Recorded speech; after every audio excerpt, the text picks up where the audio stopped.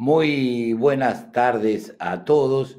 Aquí estamos una vez más en una nueva edición de Reflexiones al Atardecer, junto a toda la red audiovisual de las universidades argentinas que nos acompañan para reflexionar juntos de esto que nos pasa hoy, pero con una visión de prospectiva, con una visión de mañana. Hoy tenemos una invitada de lujo, una cientista social colombiana, Sara Alvarado, que va a estar reflexionando con nosotros sobre la niñez, sobre la juventud, sobre esto que nos toca vivir y sobre todo lo que nos deja este momento también para reflexionar. Como siempre, comenzamos este programa permitiéndole al señor rector de la Universidad Nacional de Rosario, al licenciado Franco Bartolacci, para que le dé la bienvenida a nuestra invitada.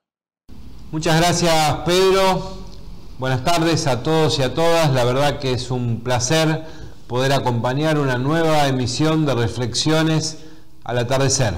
Este ciclo que modestamente propusimos desde la Universidad Nacional de Rosario a través del área de internacionalización en el marco del programa UNR Global y que es una especie de plataforma, un espacio de encuentro para el diálogo, para poder pensar, resignificar, diagnosticar lo que nos pasa en nuestro país, en la región, en el mundo, y también interpelarnos respecto de lo que debemos hacer para conducir las cosas en un horizonte futuro y cercano hacia un lugar más justo, más solidario, más integrador. Y hemos tenido el placer de contar con grandes referencias, personalidades de la región que nos ayuden a pensar estos procesos tan complejos, tan excepcionales, tan extraordinarios que estamos viviendo.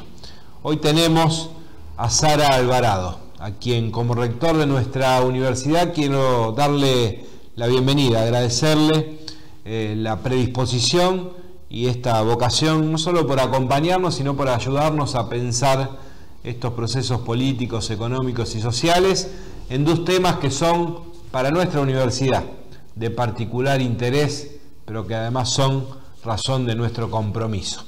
Poder pensar las infancias y la educación, junto a Sara, que es una referente ineludible en la materia en toda la región y en el mundo, es realmente un honor y un privilegio, pero también para nosotras y nosotros una posibilidad de enriquecer los procesos de debate, diagnóstico y planificación de políticas institucionales que estamos llevando adelante.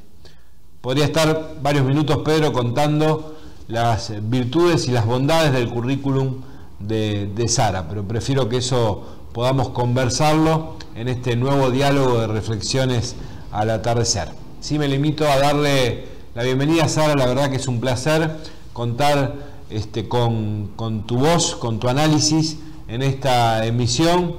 Decirte que aspiramos a que dentro de poco tiempo, cuando podamos recuperar la presencialidad, podamos tenerte presente en nuestra casa para seguir procesando estas discusiones colectivamente, darte la bienvenida a la Universidad Nacional de Rosario y agradecerles a todos y a todas por acompañarnos en esta nueva emisión de Reflexiones al Atardecer, un ciclo digo que afortunadamente está consolidándose y es ya una referencia para pensar el mundo que estamos viviendo desde la Universidad Nacional de Rosario.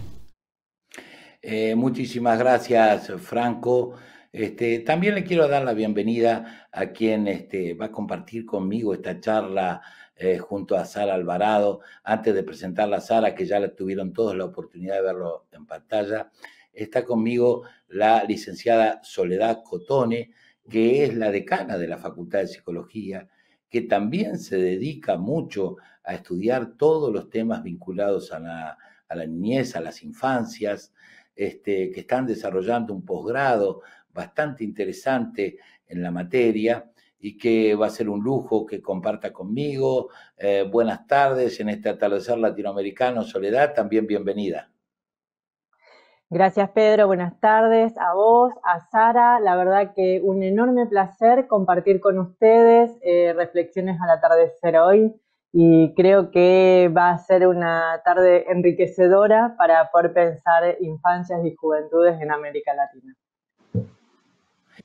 Muy bien, ahora sí, como acostumbramos en este programa, como siempre lo hacemos, dedicamos unos minutos más extensos, que van más allá del mero reportaje de televisión, para que nuestro invitado pueda explayarse, pueda contarnos sobre él y sobre lo que estudia. Por eso le voy a dar la bienvenida a Sara Alvarado. Y antes voy a decir algunas cosas que ella de ella misma no va a decir. Es una de las cientistas sociales más importantes de América Latina. Ella no le gusta que cuenten que fue convocada en una misión que el país hermano de Colombia llamó la misión de los sabios, donde los colombianos decidieron convocar a un grupo de expertos, aquellos que consideraban los más sabios en su métier, para que planifiquen el futuro de ese país. Y una de esas convocadas fue Sara Alvarado por todo su trabajo en infancias, en juventud y en educación, que además conduce un centro allí en la Universidad de Manizales, que es el centro más importante de América Latina en estudios sobre las infancias, la juventud y la educación, y todo lo que tiene que ver con ello, diría que un estudio multidisciplinar, un centro multidisciplinar. Realmente un trabajo importantísimo, una persona que siempre está pensando en las infancias. Por eso yo voy a pedirle a Sara que se presente, que nos salude y que tal vez en estos primeros minutos nos cuenten de ella, de por qué estudia las infancias, de por qué su preocupación, de por qué es importante estudiar las infancias. En definitiva, uno podría decir, tenemos las declaraciones de los derechos del niño y con eso ya sabemos. ¿Por qué es importante seguir estudiándolo? ¿Y qué está pensando quizás en este momento donde tiene que estar, como nosotros los argentinos y la mayoría de los países de América Latina, en un momento de cuarentena, casi de encierro, diríamos? Por eso, bienvenidas a este programa, bienvenidos a estas reflexiones y gracias, Sara, por compartir esta tarde latinoamericana con nosotros. Muchísimas gracias por esta invitación tan tentadora para venir a conversar. Gracias a Marco, gracias Pedro, gracias Soledad. A ver, yo quisiera compartirles a ustedes que toda mi vida, desde siempre, ha estado atravesada por un estudio de las infancias y las juventudes, porque creo que realmente en las infancias y las juventudes es donde está el presente de los países y por ende es donde se puede construir sueños y posibilidades de ese mundo que todos queremos construir. Creo que en los adultos llegamos tarde, por eso creo que tenemos que poner nuestra lupa fundamental en las infancias y las juventudes, por eso creé un centro de estudios avanzados en ese campo, un doctorado en ese campo, un postdoctorado en ese campo, toda mi investigación es en ese campo porque me atraviesa la vida y siempre ha sido así. Y ahora no es una excepción. Yo estoy viviendo 5 meses de encierro en una hermosa finca cafetera de mi país, pero al fin y al cabo encierro. Y desde aquí he tenido que pensar este encierro, lo que ha significado para mí y qué puede significar esto para nuestras infancias en América Latina. Y es como lo que me gustaría compartirles en este momento.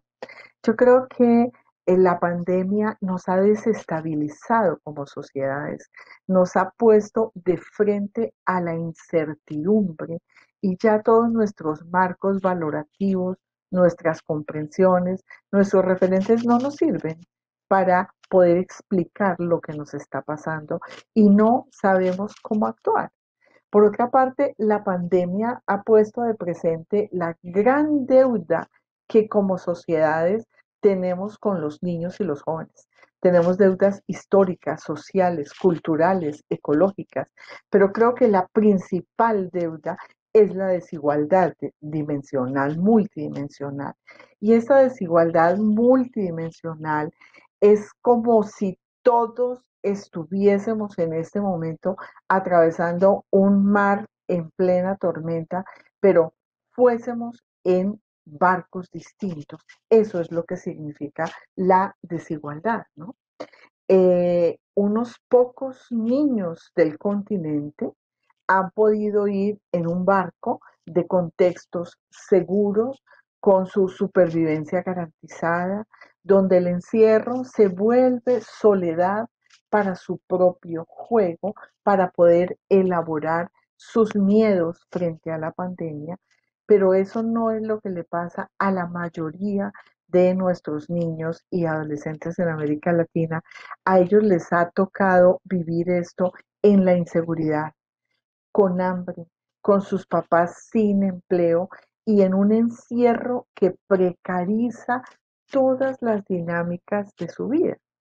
Estos últimos niños, los que van en este otro barco, son los niños pobres de América Latina, que tienen múltiples rostros porque son niños de sectores urbanos marginales distintos a los niños indígenas, a los niños afro, a los niños campesinos, a los niños trabajadores, a los niños migrantes, a los niños desnutridos, a los niños que tienen que atravesar condiciones de violencia todos, cada día que amanece, ¿cierto? Y todos estos rostros diversos de la niñez sí tienen una cosa en común, y es que estos niños están en proceso de crecer, proceso de hacerse, en proceso de constituir sus subjetividades, sus identidades, sus maneras de habitar el mundo. Y para eso lo más importante se llama la escuela, se llama la educación. Por eso, la magnitud de los efectos de la pandemia en la educación de los niños es realmente inconmensurable. ¿Sí? De alguna manera, la esfera pública y la esfera privada se han hibridado, pero de una manera muy caótica. Todo se ha vuelto caótico en los espacios familiares. De pronto, el trabajo y la escuela se metieron a la casa y empezaron allí a desajustar todas las dinámicas que se tenían, ¿no? Y de esa manera empezamos a estar todos en los hogares y ya no hubo espacio para los niños. La mesa tiene que servir para que el papá trabaje, para que la mamá trabaje, para que el niño haga las tareas, para que se planche, para que se coma, para que se llore o para que se celebre, ¿no?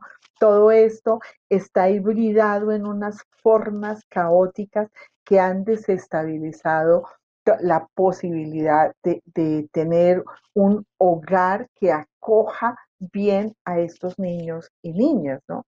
Y todo esto ha incrementado de una manera muy fuerte las violencias al interior de los hogares. Violencias que se producen también porque los propios padres y madres, los cuidadores de los niños, sienten y viven una gran inseguridad. ¿Por qué? Por su analfabetismo digital, por la precariedad en las condiciones de conectividad que tienen la mayor parte de familias en América Latina, por las dificultades al acceso al conocimiento. Y diría yo, de esta misma manera como las familias se han precarizado, el sistema educativo colapsó. Y colapsó porque los maestros no estaban en capacidad, no estaban preparados para este mundo de la digitalidad, pero el sistema educativo tampoco tenía ninguna condición para poder responder de la manera en que se necesitaba. Por eso ha habido muchísima improvisación, ha habido muchísimas dificultades para los niños, para las familias. Estamos en un entorno muy complejo. Y en ese sentido, mi reflexión va de la manera. Creo que nosotros tenemos que dar un salto, pero no para salvar, porque pueden llegar otras muchas pandemias. Yo creo que nosotros tenemos que dar un salto y aprender de lo que estamos viviendo. Aprender que el neoliberalismo ya se ha manifestado como lo más absurdo o como el modelo más absurdo de organización de las sociedades. ¿Por qué? porque este modelo basado en una economía de mercado atravesó nuestras sociedades, atravesó nuestras institucionalidades, nuestras familias, nuestra vida subjetiva y nos volvió sociedades del mercado y sujetos del consumo.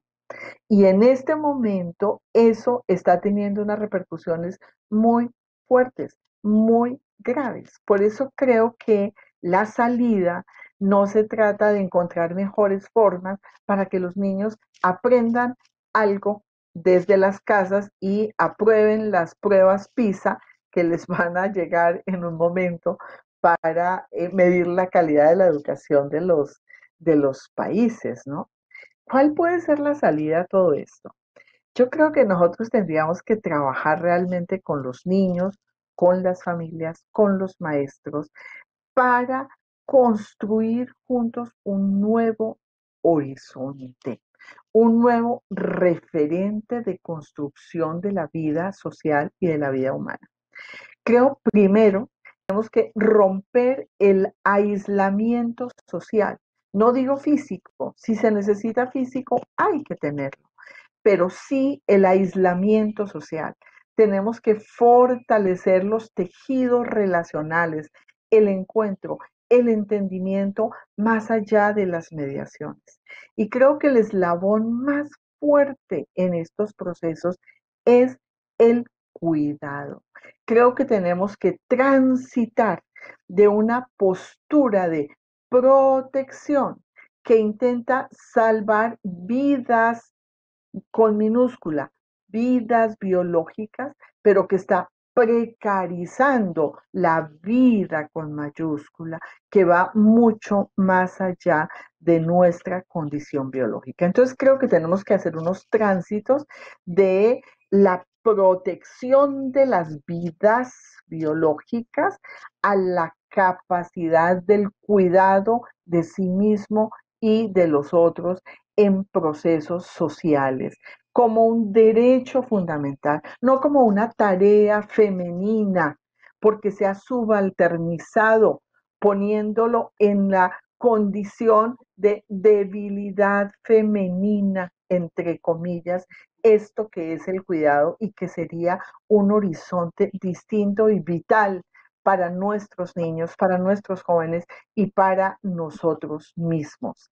Tenemos que, para lograr esto, fortalecer la capacidad de agencia de los niños, la capacidad de enfrentamiento del mundo aún en condiciones de pandemia. Y para eso tenemos que reconocer la legitimidad de sus voces.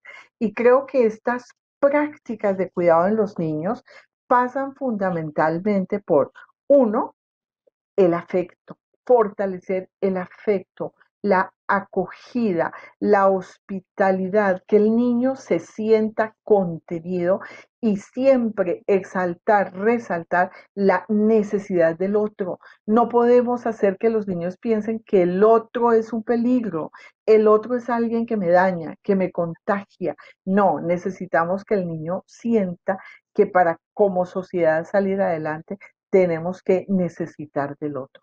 Tenemos que desarrollar una posición ética frente al otro y frente a lo otro, frente a las cosas, pero frente a la naturaleza, a los animales. Tenemos que fortalecer esto. Tercero, tenemos que cultivar en el buen sentido la esperanza, el sueño, la posibilidad de futuro. Necesitamos que el niño crea que puede salir adelante de esta condición, pero que salir adelante significa salir en dinámicas colectivas, no en dinámicas de familia, de encierro, son con dinámicas de apertura aún en situación de confinamiento. Se trata de reconocer todos y todas como la deslegitimación del modelo liberal, de su desestabilización, de la necesidad de crear esos nuevos horizontes juntos, ellos y ellas con nosotros, los niños en estas dinámicas de cuidado. Creo que estamos viviendo un momento que es sin precedentes y es la oportunidad más grande que considero que tenemos en las manos. Tenemos que poder con los niños transitar hacia salir de ser sujetos del consumo hacia ser sujetos con agencia en relaciones y prácticas de cuidado que le permitan realmente a los niños expandir su humanidad, pensar y tener voz propia. Dame 2 minutos que quiero cerrar esta idea, Pedro. Adelante. Ok, gracias. Me parece fundamental que los niños puedan tener pensamiento y voz propia, que los niños puedan tener biografía y que sepan en su biografía entender la pandemia. Al niño no hay que el niño no debe olvidar la pandemia, tiene que integrarla en su propia biografía y ver cómo sale de esto. Creo que es la única manera como el niño podría realmente recuperar su capacidad de juego, su capacidad de risa, su capacidad de sueño, su capacidad de ser en el mundo en una perspectiva distinta a la que lo estamos poniendo en esta situación de confinamiento. Creo que esa es mi reflexión el día de hoy, Pedro. Muy bien, hay muchísimas preguntas y también vamos a habilitar las redes sociales para que todos se manifiesten de todos estos pensamientos y estas reflexiones que estamos compartiendo con Sara Alvarado. Está Soledad Cotone. Adelante, Sole. Quería empezar recuperando esta idea tuya de que la posibilidad, dos cosas, que es dar la palabra a niños y niñas en este proceso de lo que es la posibilidad de construir una, digamos, nueva humanidad, y fundamentalmente algo que planteabas, que es la salida no por la vía de las familias, sino por la vía de la comunidad. Quería recuperar eso porque vos planteabas romper el aislamiento, el aislamiento social, ¿sí? No físico, sino porque eso es un eje de cuidado fundamental, sino el aislamiento social. Y yo pensaba de qué modo justamente recuperar eso que los niños, las niñas y fundamentalmente las juventudes van construyendo, que es territorialidad, es ese transitar por los lugares, que es lo que le permite ir armando identidades colectivas, pero a su vez recuperar marcas, ¿viste? De la comunidad, de la ciudad, de las historias.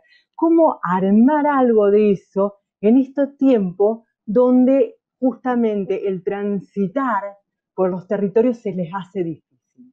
Sí, yo creo que esta pregunta que tú haces, Sole, es muy complicada de resolver, pero creo que es la única salida posible, a pesar de su complejidad. Esto tiene que ver con la decisión de si los niños deben o no volver a la escuela. O sea, tienen que ir a la escuela. Tenemos que encontrar las maneras de romper también estos patrones de confinamiento en las infancias. Y si mientras eso no es posible, ¿cómo podemos, uno, desde el juego, desde el arte, desde usando las mediaciones, pero no para que los niños hagan la guía que le mandó el maestro, sino para poder desarrollar con ellos y ellas juegos, lo que ellos quieren hacer con sus pantallas? Cuando tú coges un niño y lo miras jugar con su pantalla, el niño lo último que quiere es desarrollar una guía de matemáticas. Eso a él no le dice absolutamente nada. Pero si tú coges a través de las propias pantallas, de una aplicación del celular donde los niños son totalmente hábiles, y si tú dentro de esas mediaciones que nos están siendo impuestas y que probablemente en un tiempo no tengamos otra oportunidad, y transformas la expectativa frente al niño abres en la pantalla misma la posibilidad del juego, abres la posibilidad de la creación colectiva. Si tú miras cómo se están reproduciendo, entre comillas, la escuela a través de estas mediaciones, pues es una cosa bastante absurda, donde lo que se hace es como una incorporación de la escuela en la casa sin maestros. Y eso lo único que está haciendo es frustrar a todo el mundo, aumentar las violencias y hacer que el niño sufra el encerramiento, que el niño no pueda siquiera hacer de su juego una creación posible. Entonces yo sí creo que las limitaciones son todas mientras el niño no pueda, abrir el confinamiento y poder otra vez jugar y brincar.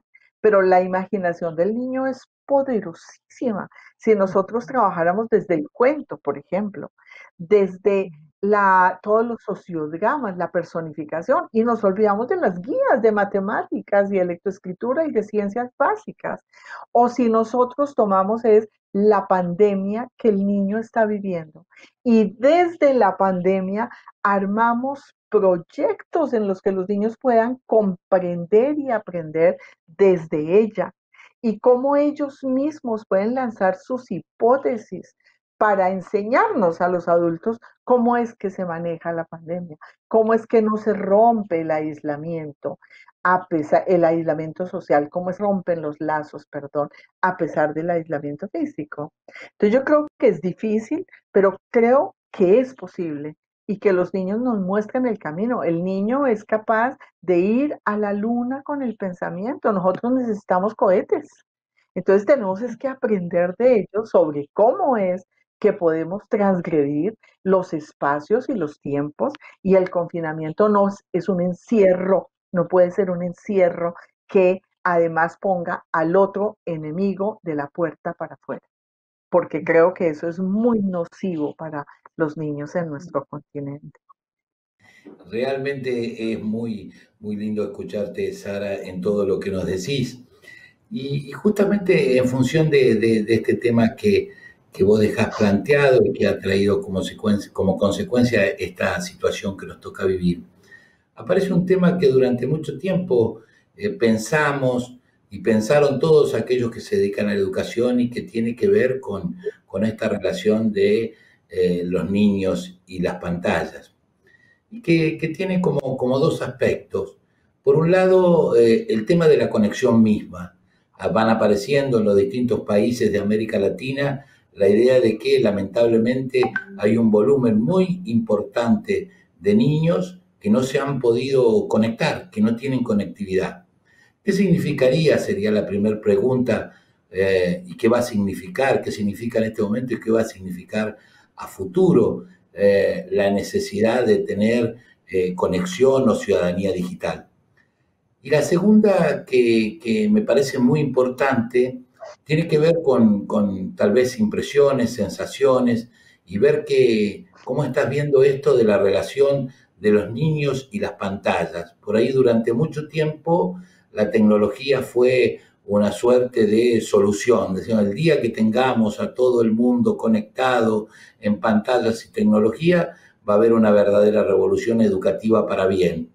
Para otros era una verdadera maldición. En realidad, el día que lo tengamos va a ser un desastre y no vamos a socializar a nuestros niños y demás. Repentinamente esto del COVID-19 trajo que todas las profecías que anunciamos se cumplieron en razón de 30 días en todos los lugares del mundo. ¿Cómo estás viendo esto que está sucediendo, estas dos facetas, los no conectados y por otro lado la relación de los chicos con las pantallas, ahora que es obligatorio para ellos y para los docentes? Uy, Pedro, esta es una pregunta muy retante. A ver, yo creo que de hecho todo esto de la digitalización eh, ha exacerbado, como decíamos, las diferencias, ha exacerbado las desigualdades de una manera impresionante, ¿no? Yo sí creo que la brecha digital se hizo expresa totalmente en el marco de niños y los jóvenes, en términos de la ausencia de posibilidades de conectividad para la casi mitad de niños en Colombia y creería que en América Latina.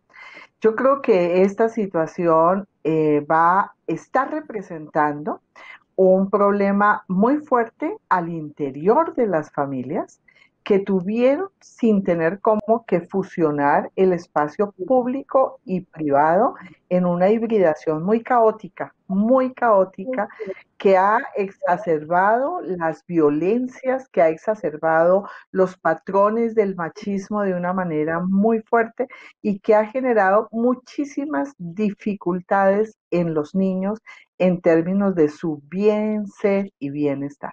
Sí, creo que el problema ahí es radical. Uno lo ve reflejado muchísimo en el tipo de juegos que empezamos a ver que juegan los niños, en términos de coger la maleta y tratar de salir, en términos de meterse en cuevas y ocultarse y protegerse un poco. Todo esto empieza a mostrar como unas dinámicas de los niños que van a generar procesos muy fuertes de depresión, de miedos, de ansiedades, de ver en todos los otros enemigos potenciales que me contagian y me dañan, ¿no?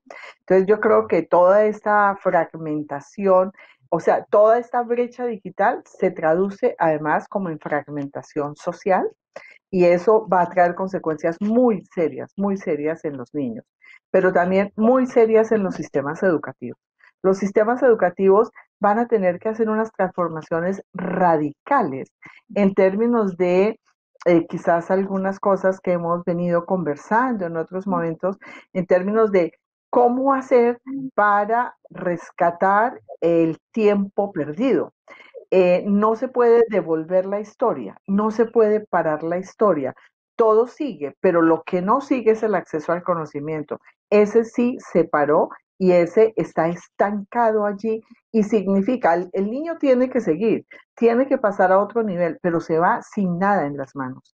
Y esto va a marcar o adaptaciones muy rigurosas del sistema educativo en todos los niveles para saber recepcionar al niño que llega despojado de lo que se espera que debería traer, cómo traducimos esto en oportunidades de transformación pedagógica para que ellos crezcan o en un fuerte fracaso escolar y en una deserción mayor de la que ya se está viendo en este momento.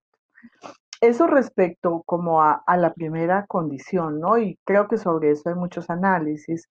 Tal vez me engolosina un poco más hablar de la segunda, de tus preguntas en términos de, bueno, y los niños que sí han tenido acceso a las pantallas, esto podría estar representando que tuvieron una evolución muy positiva de sus aprendizajes y una evolución es lo que esperaríamos, sería como la hipótesis más plausible, que aquellos niños que pudieron tener una conectividad permanente y enriquecida con sus maestros, esos niños deben estar volando. ¿Y qué es lo que nos encontramos? Que no está pasando eso. Y eso nos está desconcertando a todos, porque se suponía que para los niños las pantallas lo eran todo. Tú puedes tomar hoy el caso de una niña de 3 años, ¿cierto? Que ya sabe coger un celular, sabe prenderlo, sabe entrar a todos los programas, sabe bajar aplicaciones. Es decir, los niños tienen un chip digital impresionante, impresionante. Y sin embargo, esos niños, a la hora de estar en una pantalla frente a un maestro o frente a un grupo, se torna todo en una experiencia de fracaso. Y eso nos tiene a todos muy cuestionados. Yo tengo unas hipótesis de por qué está pasando esto, de qué es lo que ocurre allá.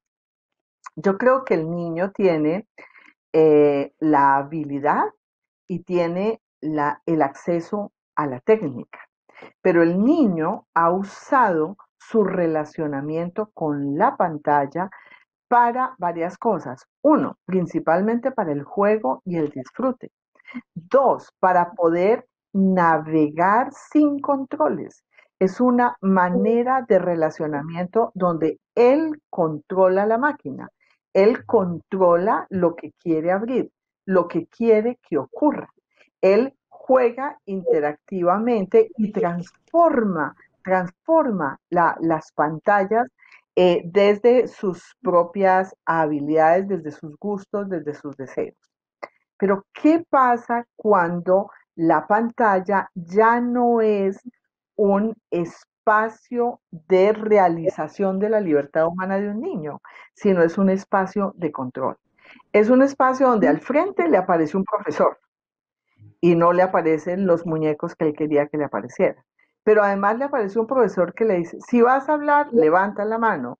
Si te vas a sentar, ordenas el escritorio.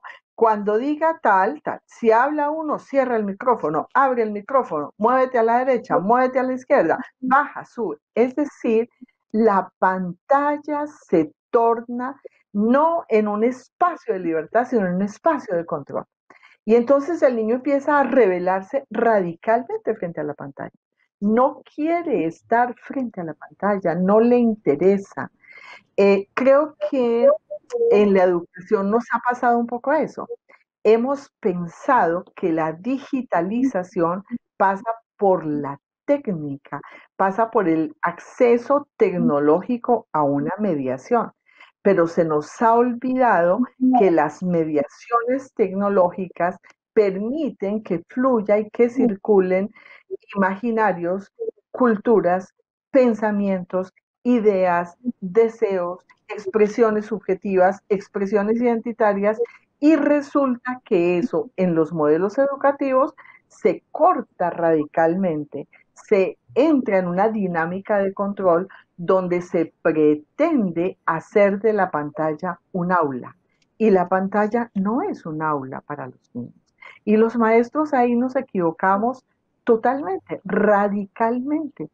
Y tratamos de traducir un tipo de relacionamiento pedagógico de aula a un espacio de pantalla que no tiene que ver con la experiencia vital del niño. Por eso el niño no quiere entrar, por eso el niño se desconecta, por eso el niño cierra la pantalla, el niño bota, tira al piso la tablet porque no quiere hacerlo.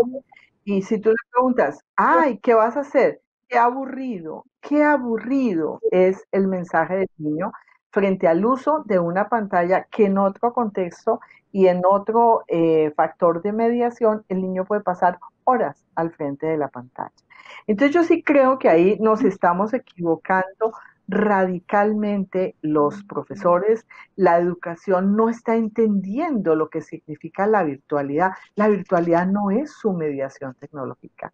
La virtualidad es una relación paralela, es un espacio diferencial que podría estar muy cerca del niño porque es un espacio de magia, es un espacio donde ustedes están en Argentina, yo estoy en Colombia y estamos a centímetros de distancia. Eso es magia, para el niño eso es magia.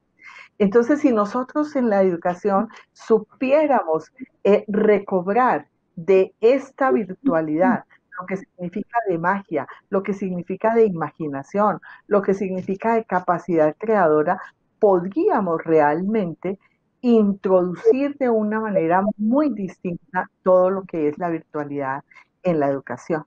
Y ahí apareció una cosa que me ha tenido reflexionando a mí este tiempo, que tiene que ver con lo que hoy se está hablando de la hiperhumanización digital.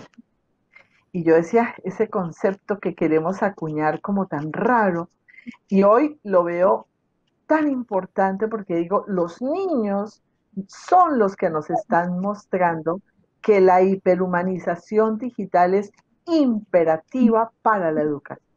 El problema no es la digitalidad, el problema es cómo los seres humanos no nos perdemos en ella. Seguimos desplegando nuestra humanidad a pesar de la máquina. Cómo el ser humano sigue siendo más que la máquina. Y eso los niños lo tienen mucho más claro que los adultos. Los adultos hemos endiosado las máquinas. Aquellas instituciones que tienen una tablet o un computador para cada niño, wow, les ponemos chulo de excelencia, ¿no? Y los niños nos han dicho, no, no es la máquina.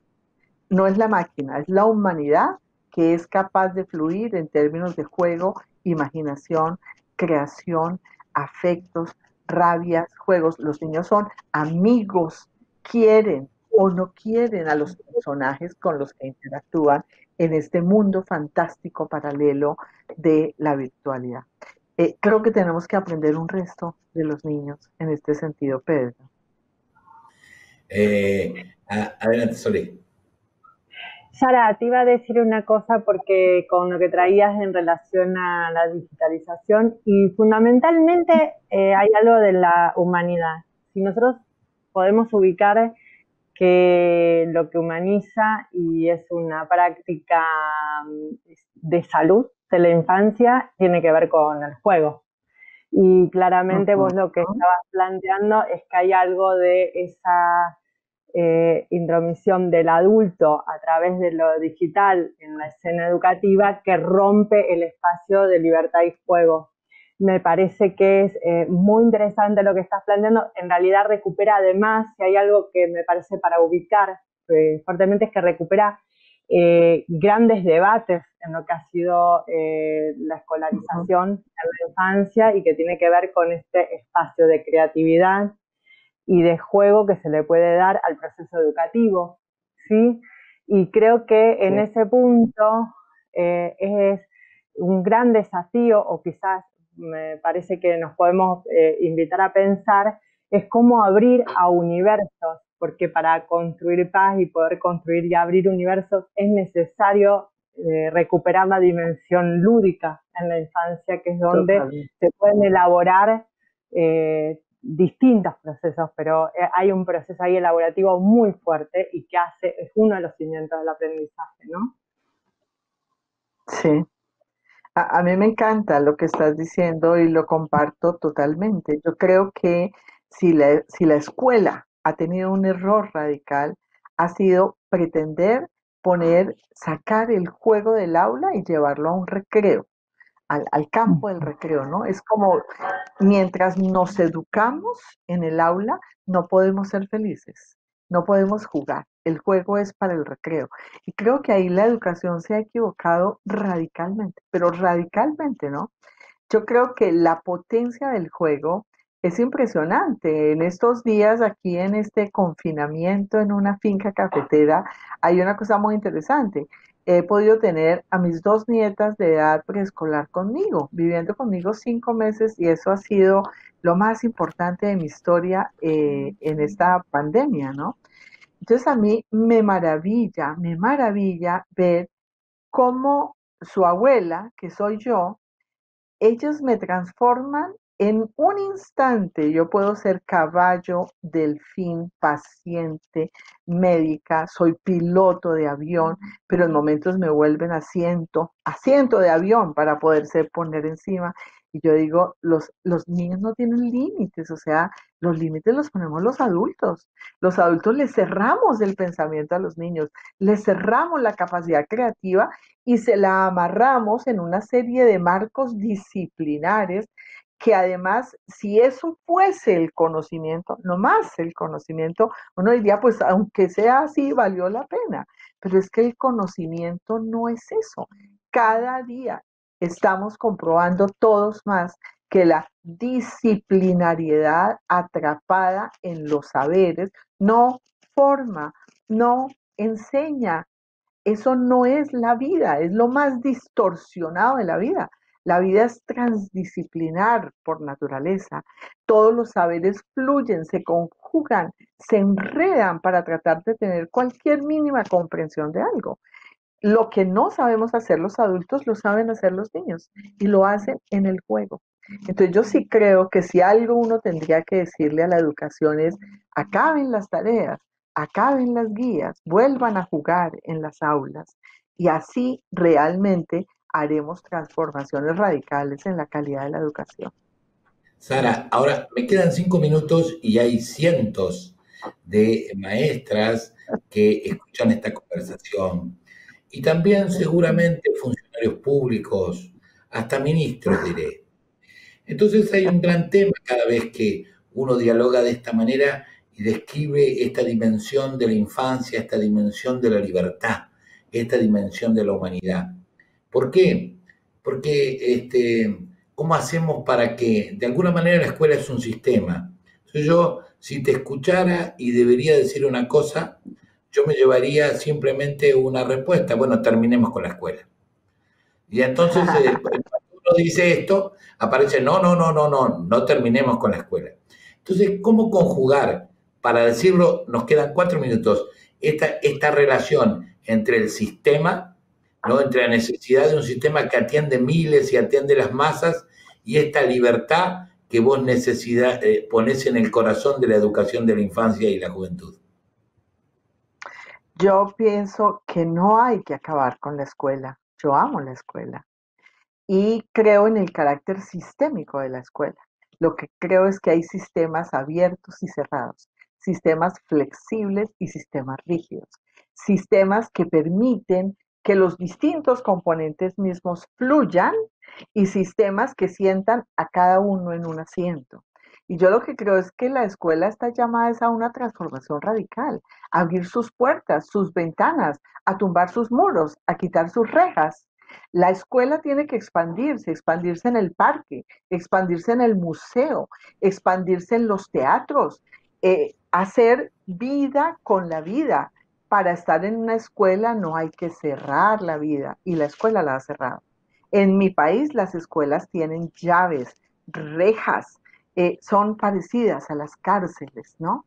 Y yo digo, una escuela no puede encerrar el pensamiento, no puede encerrar la imaginación, no puede encerrar la risa ni la libertad. Tiene que adaptarse, tiene que permitir abrirse, ser un sistema complejo, abierto, espectacular, porque lo necesitamos, o si no seríamos caos. Y yo no creo que es en el caos que podemos crecer, pero sí creo que podemos crecer en sistemas educativos abiertos, en sistemas educativos flexibles, pertinentes, situados, que reconocen las voces de sus actores y que son capaces de autotransformarse cotidianamente en prácticas con sentido. Yo creo que esa escuela sí no quiero que deje de existir. Muy bien, para terminar le voy a dar no más de un minuto a cada una, primero Sole, después Sara, para cerrar este encuentro, esta reflexión al atardecer para toda América Latina sobre este presente, el futuro de nuestros niños, nuestros jóvenes y su educación. Adelante, Sole. Bueno, Sara, la verdad que muy agradecida por el encuentro de hoy y me quedo con algunas cuestiones fundamentales para reflexionar. Primero, poder pensar el espacio virtual justamente como un espacio relacional, y creo que tenemos un gran desafío en realidad de darle a niños, niñas y además a jóvenes que nos enseñen cómo transitar por ese espacio-tiempo que los adultos manejamos muy poco y que intentamos controlar, ¿sí?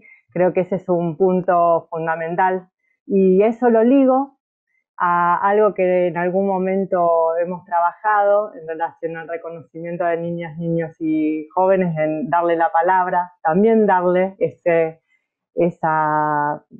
lugar que es la virtualidad, y decíamos que cuando se le da la palabra, se les da lugar, ahí hay construcción de paz y de universo.